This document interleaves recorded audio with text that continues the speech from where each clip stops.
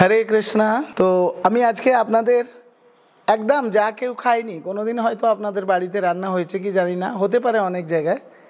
তো এরকম পাকা শশা, এটাকে পাড়ুয়া শশা বলে। যে শশাগুলো যখন দেখা যায় না, এক একটা শশা সে ভিতরে থেকে অনেক বড় বড় হয়ে যায়, এরকম পাড় পড়ে যায়, হলুদ হয়ে যায়, এই ধরনের পাকা পাকা শশা, যেগুলোর দাম অনেক কম। আর শশা এমনিতেই খুব ঠান্ডা সবজি, জানেন। তো আজকে এই সবজি, এই শশা দিয়ে কিভাবে একটা সুন্দর, অত্যন্ত উৎকৃষ্ট ধরনের সবজি আপনাদের সাথে শেয়ার করছি, যা খেলে আপনার পেট পরিষ্কার হবে, ঠান্ডা থাকবে। চলুন আমরা এটা দিয়ে আজকে বানিয়ে দেখে নেব। তো এই ধরনের শশা বাজারে বিক্রি কম হয়, এরকম একটু বেশি বয়স হয়ে গেছে, বুড়ো গেছে, এটাকে বলা হয় পাড় পড়া শশা। গায়ে সবুজটা একটা হলুদ মেমমেন্ট চলে এসছে, তার মানে শশাটা অনেক বয়স হয়ে গেছে। এখন এই শশাটাকে এভাবে আপনি দেখুন ছাড়িয়ে নিচ্ছেন, ঠিক এইভাবে শশাটাকে আপনি কেটে নিলেন, ছাড়িয়ে নিলেন।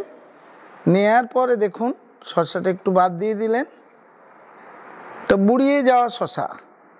এবারে ঝিরিঝিরি করে কেটে নিন, আলু ভাজা যেমন ঝিরিঝিরি করে কাটেন, এই কেটে নিলেন। এখন আমি একটু তেল দিয়ে দেবো, দেখুন কড়ার মধ্যে একটু তেল দিয়ে দেবো। এই দেখুন এখানে কয়েকটা পাঁপড় নিয়ে এসেছি আমি, সুন্দর পাঁপড়। এটা হচ্ছে শশা, দু একটা আলু দিয়ে পাঁপড়ের সবজি। আপনারা লাউ পাঁপড় দেখেছেন? হ্যাঁ, এরকম দেখেছেন, লাউ দিয়ে পাঁপড় হয়, অনেক দিয়ে পাঁপড়ের সবজি হয়। দেখুন এইভাবে পাঁপড়টা এর মধ্যে দিয়ে ভেজে নেওয়া হচ্ছে।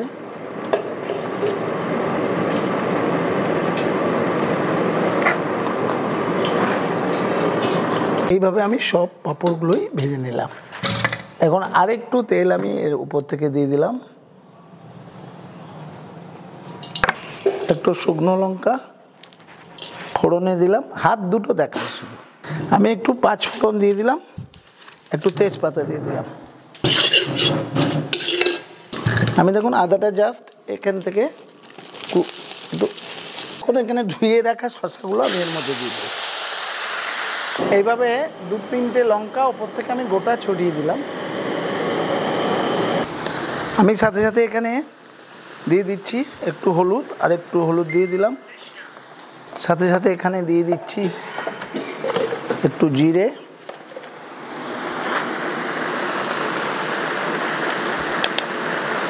সাথে সাথে দিয়ে দিচ্ছি একটু লবণ,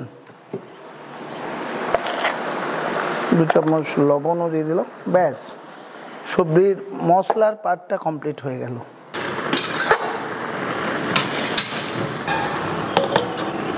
এটা করে রাখো।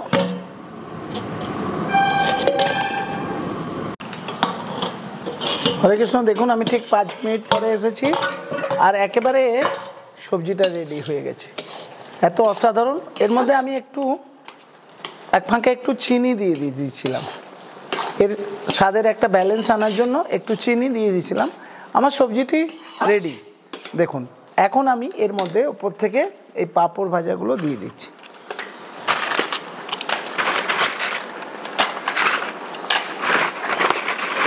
এটা শুকনো শুকনো একটা সবজি, অসাধারণ।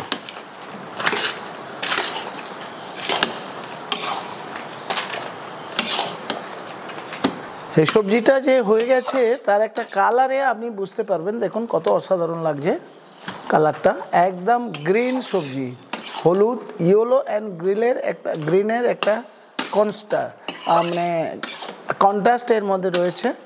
দেখুন পাঁপড়গুলো এইভাবে থাকবে। সবজিটা আমার হয়ে গেল। আমি একটু সবজি মশলা এর মধ্যে দিয়ে দিচ্ছি। এই দেখুন সবজি মশলা, আমরা জেনারেলি সবজি মশলা ব্যবহার করি না, তবুও আজকে অন্য কোনো মশলা নেই বলে সবজি মশলা দিলাম। দেখুন সবজিটা একেবারে রেডি। এই হচ্ছে আজকে আমাদের রেসিপি। এই দেখুন পাকা শশা দিয়ে পাঁপড় দিয়ে অসাধারণ একটা ডালনা।